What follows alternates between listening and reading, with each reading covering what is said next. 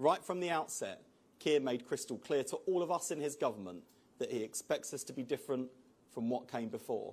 Substance over style, hard graft over empty slogans, delivery over excuses. As Keir puts it, an end to sticking plaster politics. The truth is that no one other than the political purists care about whether you work with businesses or with trade unions to get things done. What ultimately matters to most people is only what works. As much as we might all wish it, new ministers don't come into power waving a magic wand that makes problems disappear. What we have to do is set ambitious goals and then work out how we meet them by drawing on all the resources available to us. That's what we're doing with our approach to NHS reform. It starts by recognising the enormous expertise, experience and enterprise of the 1.5 million strong NHS workforce.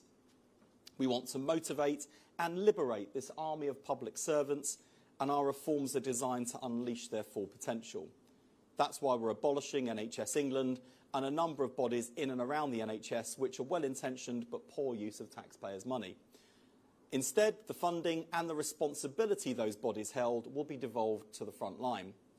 That will come with greater accountability, but providers will also be given greater freedom to innovate and do more of what works and less of what doesn't.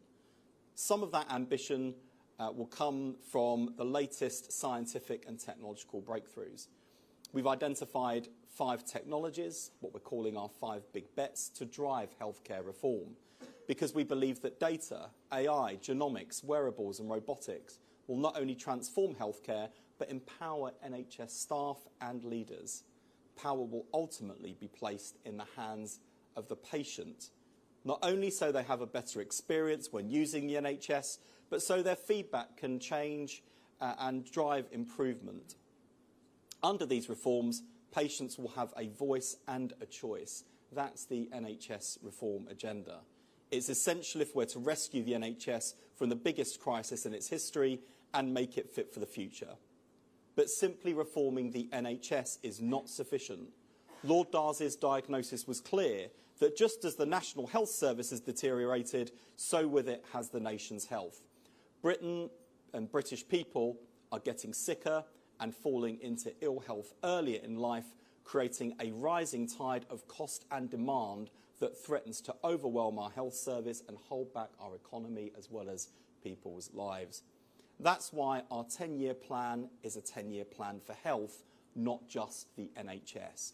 And it's why Labour's health mission didn't just promise to cut waiting times, it promised to close the gap between the richest and poorest regions and help everyone live well for longer. In a deliberate departure from the old way of doing things, we are pursuing wider public health reform with the mission-driven approach Keir has committed us to, drawing in housing, education, employment and the environment, because all of them shape the health of the nation. Cold, damp, overcrowded homes make people sick. That's why we're forcing social landlords to fix dangerous homes with Awab's law in honour of the 2-year-old Awab Ishak who died after prolonged exposure to damp and mould. And it's why we're extending the Warm Homes discount. Children turning up to school with hungry bellies rather than hungry minds stunts their growth and development. That's why we're rolling out primary school breakfast clubs and free school lunches to millions of children and lifting 100,000 children out of poverty in the process. Insecure, low-paid work damages people's health and their sense of well-being and self-worth. That's why we're introducing sick pay from day one in the job and giving workers on the minimum wage a £1,400 pay rise this year. And poor air and water quality leaves children too sick for school and adults too weak for work, which is why we're leading the charge on cutting emissions from transport and cleaning up our rivers and seas from sewage. Every one of the policies I've mentioned is a health policy, delivered by departments other than the Department for Health.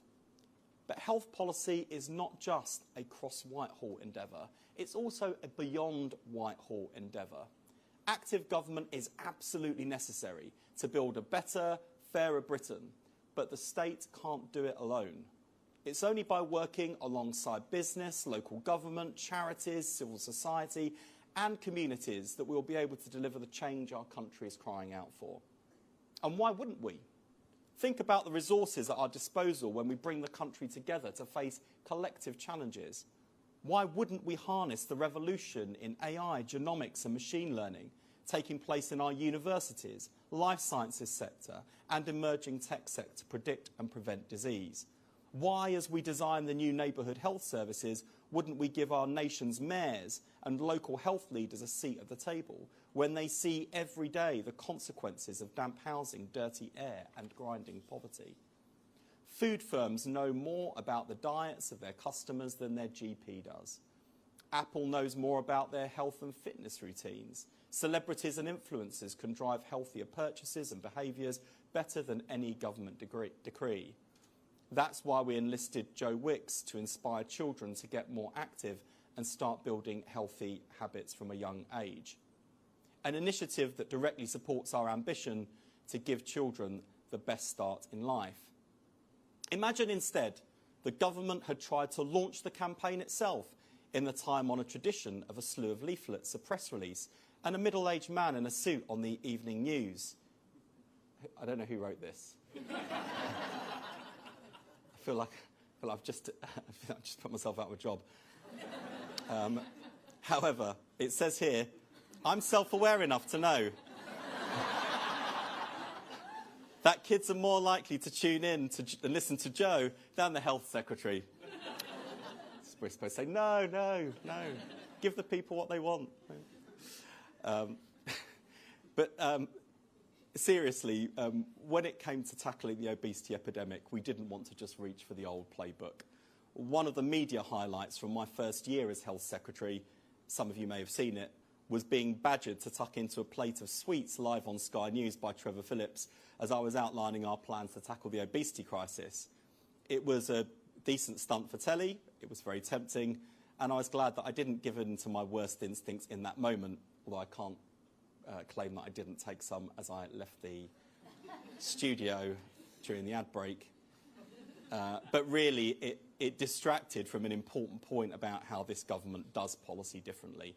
Because I was there to promote the new healthy food standard that we developed thanks to Nesta, where we work with the food industry to make the healthy choice the easy choice. What's different about this approach is that it's not about government dictating what people can and can't eat. And it's not about government dictating what businesses can and can't sell. It's a new approach that builds partnerships to solve the country's biggest challenges. And when it comes to health, obesity is definitely one of those. Almost 2/3 of adults and more than 1/3 of Year 6 kids in England are overweight or obese. Only 1/3 of adults and 1/5 of children eat at least 5 portions of fruit and vegetables a day. This has massive costs on a personal level, of course. But the knock-on effects for the economy and wider society through ballooning costs in the NHS, unemployment and lower productivity are just as substantial and, quite frankly, unsustainable. It's that double whammy that makes it critical to improve people's health and at the same time reduce NHS costs, boost the labour market and keep taxes down. But the rise in obesity isn't the result of any one programme or policy or product or promotion, so it can't be solved by any one programme or policy or product or promotion. Instead, we're urging companies to do what they're good at and encourage consumers to buy healthier foods. Yes, we'll make them accountable with mandatory reporting and we'll push the largest companies to deliver change with targets. But we'll work with industry as we design those targets, and it will be up to them to decide how they meet them. We're not micromanaging. What we're saying to the food industry is, you can do this however works best for you. For stores and supermarkets, that might be placing products differently around the shop, changing the foods they offer price promotions on, or how loyalty points are apportioned. Consider also recent breakthroughs in weight loss medication. There's no way we're going to ignore the immense impact that such scientific innovation can have for patients, nor their widespread appeal. The risk is that these medications become the preserve of those who can afford them, while poorer people are left behind. So to be true to the NHS's founding values, I'm determined to expand access to weight loss services and treatments free at the point of need. To that end, we're working with Eli Lilly on ways to make sure those treatments reach more patients who need and want them, not just those who can afford to pay. By harnessing the power of partnerships with industry, we can transform our prospects of overcoming a seemingly insurmountable challenge like obesity. This is mission-driven government in action, bold in its ambition, practical in its approach, open in its partnerships, rigid about its goals, but flexible about how to meet them. Slowly but surely, we'll trim Britain's waistline by building a coalition of the willing behind policy that works for government, for families, and indeed will reward businesses themselves. A healthier nation means a more productive workforce, helping to drive growth and fund public services. And it means NHS and welfare costs will drain less of the nation's resources. Investing in health is not just about compassion, it's about resilience. And pound for pound, it's one of the smartest investments government and employers can make, because a healthy, thriving society is the foundation of a healthy, thriving economy. Why wouldn't businesses want to get involved? Why wouldn't they want to be part of this country's resurgence? Why wouldn't everyone? This is a government that recognises that times have changed, that when we came into office, the country was weary, that public services were broken, that trust in the state had collapsed. The range, depth and complexity of the challenges facing us demand a different approach from the government. Unlike the right, we believe in the capability of frontline staff to drive change, and that markets can and should be managed and shaped. Unlike the old left, we believe that government can't do it alone. This is the promise of mission-driven government, setting audacious targets, then using all the levers available to us to achieve them. Of course, we can't do everything for everyone, everywhere, all at once. We are just at the beginning of this journey. But if we succeed, and we will, then we will have built a healthier, fairer, more equal and more prosperous Britain together. And that is the prize for this mission-driven government. Thank you.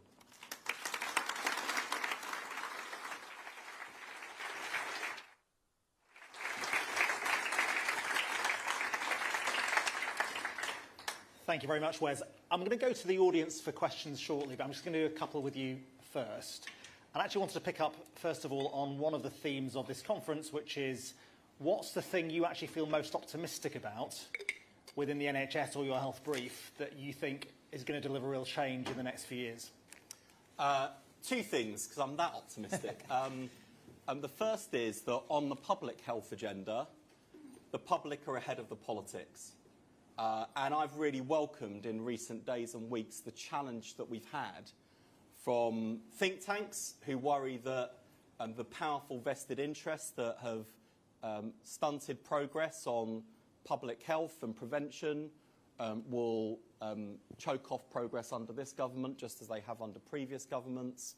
But perhaps even more encouragingly, because the evidence has always been on the side of public health and prevention, is the political coalition that exists. I'm not talking about Parliament necessarily, where extraordinarily 5, 6, I mean, it's hard to keep track from one week to the next, but the Reform group of MPs, tiny group in Parliament, the tail wagging the dog of the Conservative Party, who are just all over the shop on public health.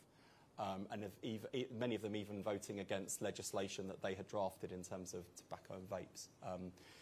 So I'm not really talking about Parliament when I talk about the political coalition. I'm talking about the political coalition that unites editorial lines in The Guardian, The Times, The Telegraph. I think people can see that the healthy choice is not just the fairer choice, it's the sound money, strong economy choice as well. So I think there is a coalition that we can build of the left and the centre-right, even if the populist right are off, surrounded by a cloud of smoke in the corner, listening to Nigel Farage.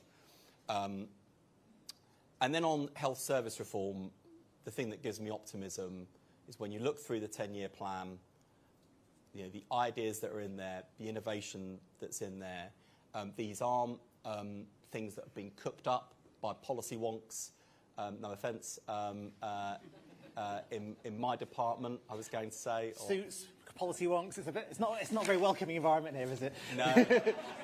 No, although I probably shouldn't say this, but on the way in, someone was describing the audience, said really young, really dynamic, so quite different from the King's Fund, which I thought was really harsh. Really harsh on the event I was at yesterday, and probably won't get invited to again now. But no, the thing that gives me optimism is so many of the great ideas in the 10-year plan, and so many of the central planks of our health service reform agenda are things that are not theoretical, hypothetical, things that are already proven in practice as the exceptional, outstanding practice that we seek to make the normal, the everyday, taking the best of the NHS to the rest of the NHS. And that's what gives me confidence that it will actually work, because we don't have to imagine we're proving what works, and we're seeking to expand across the whole health service. And one of the big ideas in the 10-year plan was the idea of neighbourhood health services. And one challenge I see there is you don't just want to roll something out when we don't know exactly how it's going to work, nor do you just want to be stuck in a kind of pilot that then never goes anywhere. How do you get this balance right between being experimental but also, delivering things at pace? Well, I think it's a few things. Firstly, we had a massive conversation ahead of the launch of the 10-year plan. We mobilised huge numbers of people who use the NHS, people who work in it or work adjacent to the health service in a wide range of ways. And that was crucial for developing the thinking in the plan, but the conversation didn't stop when we launched it. In fact, whether it's the approach we're taking on neighbourhood health, whether it's clinical pathway reform, whether it's how we're approaching technology and innovation, the conversations are continuing as people are actively engaged on the implementation side. So that conversation is a combination of kind of the national frameworks that we're putting together in terms of new governance, new models, new funding flows and incentives, but crucially, we're walking the talk when it comes to giving power away and testing and learning, trying new things and giving people the freedom to innovate and do things differently. Because a neighbourhood health approach for somewhere like Workington or Whitehaven will look very, very different to the neighbourhood health approach that will be needed in Westminster. And so recognising that and walking the talk on devolution and freedom to innovate is both a big change in how Whitehall works, and it is a revolution in the way that the NHS works as the last centralised state monopoly in the country. Far too top-heavy, far too top-down. So there's a big culture change, and I genuinely think that unless there is a change in culture as well as systems and processes, we're not going to see changes to practice or outcomes. And just finally, on the healthy food standard, the history of public health legislation and regulation is often that things get watered down, they get delayed, kicked into the long grass. How are we going to avoid that happening here? I think what I hear from industry is that you need to act quickly and show resolve and commitment, because otherwise there's a risk that this just gets watered down. Yes, I want to move very quickly on publishing the data, because it's already there, and I think that will kind of show us the picture of where the country is today and what sales look like. I want to work with the industry on implementation, because one of the reasons you've seen mixed reactions from supermarkets is they've got different business models, different customer bases, therefore different starting points, and their fear is they've got different commercial risks. The message I've always heard from industry on public health is you need to do this as government and you need to regulate to create a level playing field, because there is very little commercial advantage. In fact, there's often commercial pain and disadvantage if you're the first mover. And we've seen this when supermarkets have tried things like not having volume price promotions with alcohol sales during major football tournaments, for example, because of the link to violence against women and girls. And when they did that, what happened? They lost profits and market share, so they didn't do it again. So you've got to try and take industry together. But in this area, recognising that, if you're if you're Iceland, you've got quite limited shop floor space. They tend to be much smaller stores. So if I were to dictate and say, actually, I'm going to be even more prescriptive about what can be sold where in the shop, that is a much harder task for an Iceland than a Tesco Extra.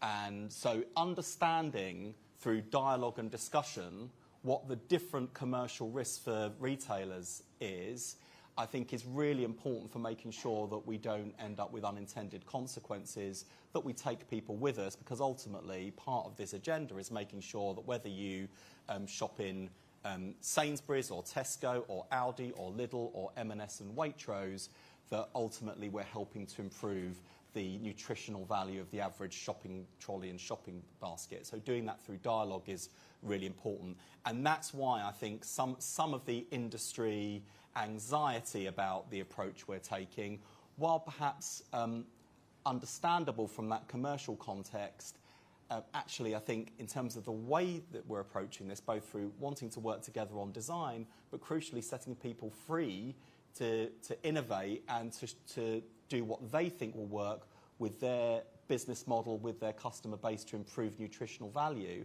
is absolutely the right approach, because the opposite is more dictation, which I think actually offers greater commercial risks. More freedom to innovate actually means that people can use their own expertise, their own insight, and come up with an answer that fits their business model. So that principle I described about health service reform, Whitehaven, Workington, will look different to Westminster, so that will be true in a commercial environment too. How Sainsbury's and Tesco go about this will look very different from how Waitrose and M&S would go about this. Great, thank you. Let's take 3 questions in one row. If you can make them really quick, so we can make best use of the time. Let's take the gentleman there. I'll try and make answers brief, because that's usually the lady there, and then Tony there. Yeah. So drawing attention to Nesta's wonderful programme called UK Options 2040, which is about making society for this young audience better in 2040. They commissioned lots of papers, including IFS, on tax and public finances, the fundamentals, designed to help ministers and the public understand this stuff. Could you please, A, read it, B, give one to each of the cabinet members before the next budget, and because I'm helping to promote it down in Bexhill-on-Sea, and if you could promote it up here, it would be great, because it is a very, like your speech, inspiring, intelligent, grown-up, long-term, and very sensible. Thank you. Thank you. Lady there.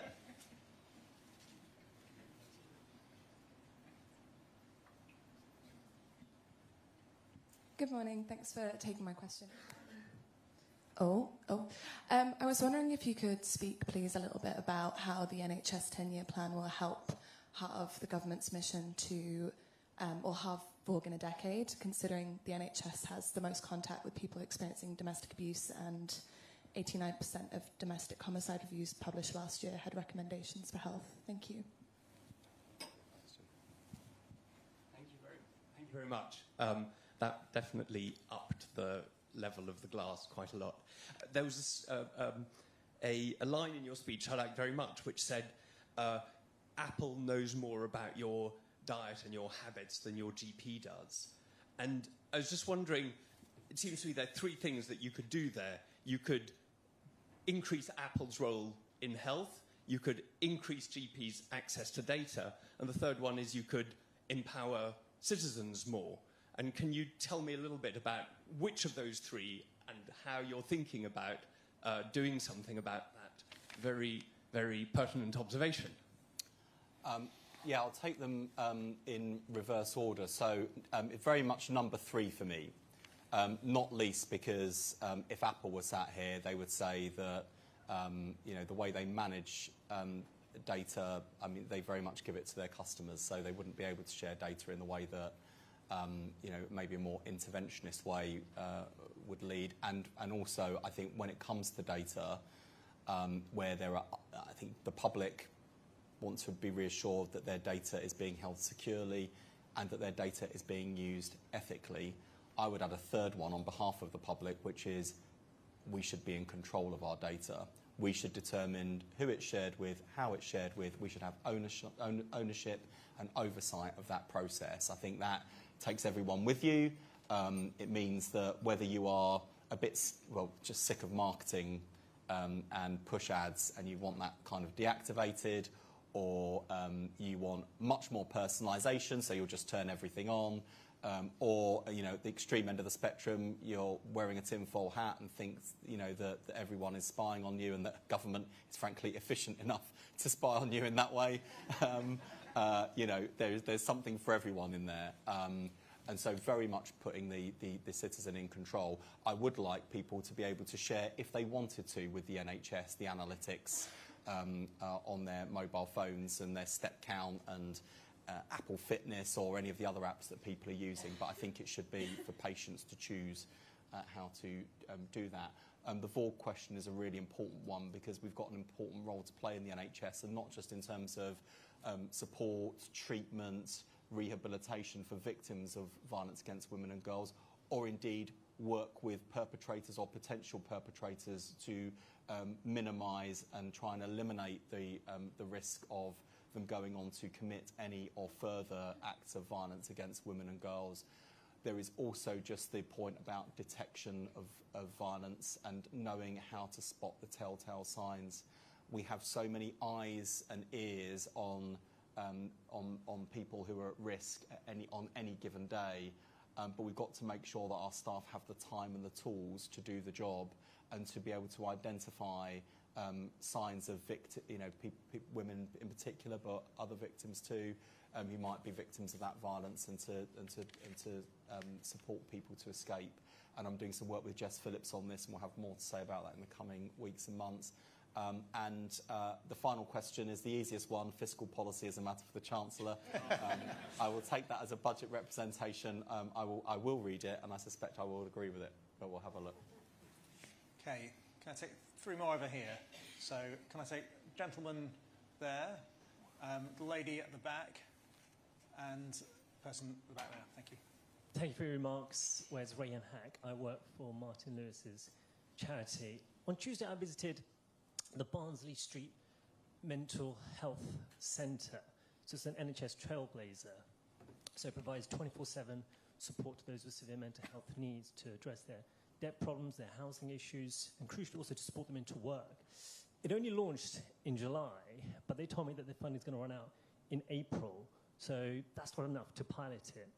So would you commit to providing them with long-term funding? And the other reason why I mention this is that previously I led the national campaign to create the country's first ever community wealth fund, and had to convince the then Conservative government a few years ago to do that. And they were initially quite sceptical, but they did commit to it, and so has Rachel Reeves also reaffirmed it.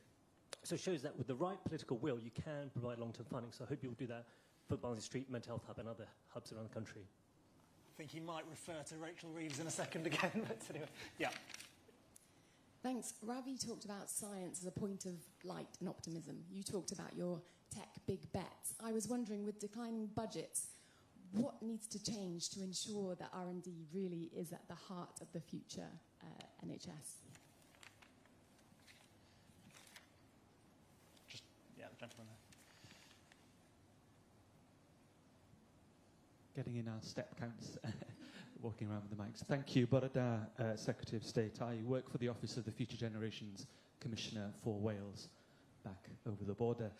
You were cautious about dictating to industry what it should do, but I wondered if you could reflect on, particularly in food, across the public sector, in how what it procures, what it sells, and what it advertises on its sites as a means to try and improve the food that is offered across the public sector. Yeah, again, another round of great questions. On that latter point, I think you're absolutely right about the role of the public sector in procurement and thinking about the nutritional value of food that we provide, whether to pupils or to patients. I'm working with Bridget Phillipson, our Education Secretary. I may have heard of her in recent days, and we're working together on improving the nutritional value of school food. I will be looking at what's going on in terms of NHS food as well, trying to resist the temptation of being yet another health secretary to appoint my favourite celebrity chef to come along and tell me that it's not good enough and needs to improve. but I don't think we've seen, and I've certainly not experienced, the improvements to sort of healthy nutritional food in the NHS. And so it's something we need to take seriously. To the second question, budgets aren't in decline in my department, but it doesn't feel like that necessarily in every part of the NHS, because I'm doing two things simultaneously that are entirely necessary. One is delivering increased investment into the NHS, which will be sustained over the course of the spending review period, and also reining in where I think money is not being put to best effect, and making sure we're diverting money to areas where it will be higher impact and better outcomes. So for parts of the NHS, it might feel like they're constrained, that funding's going down, but in fact it's going up, and we are rediverting to important priorities. We've got to do better on life sciences, on technology and innovation. Too often medicines have been seen as almost like a kind of dead weight cost. I'm very proud of NICE and the way that we've driven value for money as great new Labour success story, but we shouldn't just consider medicines to be a cost. We should consider medicines to be an investment in people's health, people's well-being, and a better way for people to live healthier lives for longer and have a better quality of life. And finally, I will look at the case, but obviously won't commit to an individual case I've only just heard about on stage, because that would not be prudent or sensible. But we'll absolutely look at it, and one of the things we're changing about the way we do leadership in the NHS is medium-term financial planning and planning directives, so that the system can plan how to spend its money most effectively over a longer period of time without constantly shifting goalposts. Can we take two more questions? Yeah, Great. Let's take two over there. Lady at the front and the lady here as well. Hi, Helen Corbett from the PA News Agency. If I could take you to some of the news of the day. Given that some new information has come to light about Lord Mandelson's emails with Jeffrey Epstein since you were last asked, do you think he needs to go now? And who are you going to be backing as the deputy leader of the Labour Party? Two small questions. And yes, lady at the front here. Two questions from online. So the first is, are there more policies in the pipeline, like Healthy Start, to get in front of the public health, nutrition and obesity crisis, or are we going to rely on weight loss drugs after the fact? And the second is, the problem with access to the public's data is that it could lead to some form of social contract with the public around behaviours and access, given the huge constraints on NHS resources. What does the Secretary of State think about such social contracts and the access to public services? I mean, I do think that there is an informal social contract for all of us, which is what I would kind of characterise more broadly in terms of my own political outlook as a rights and responsibilities agenda. And I think actually in recent decades we've heard an awful lot about the rights, but not enough about the responsibilities. And I do think we've got a responsibility in terms of how we conduct ourselves as citizens, to play our part in building a strong, successful, secure, fairer and more just society. I would tread very carefully in this area in health, though.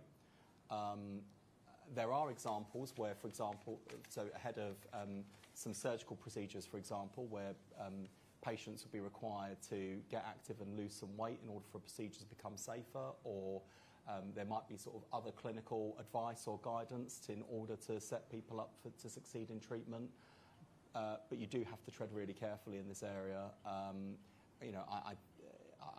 think the challenge is, when you think about, take obesity as a really good example, this isn't just a case of people not being responsible. It is because people do not exist in a vacuum. They exist in an environment where the unhealthy choice is too often the cheapest choice. So you don't want to penalise people for being poor and turning to the solution that's affordable to them, not the one that's necessarily best for them. We are constantly being bombarded with marketing, and we often make the unhealthy choice the harder choice. So I think there's lots on us to change and shape But I think it's a good broader question for our society and public policy. I've forgotten your first question, but I might come back to that and just go to PA in the meantime. Look, I've obviously seen overnight the latest trance of messages and was completely disgusted by them. And as for the ambassador's position, that's a decision for the Prime Minister. And in terms of the deputy leadership of the Labour Party, I have yet to cast the nomination. Nominations close later today. Thank you very much. With that, I'm going to say a big thank you to the Secretary of State for joining us and talking so much about mission-driven government and what you're doing to drive things forward. So thank you, Wes, for joining us. Thank you. Thank you so much. Thank you.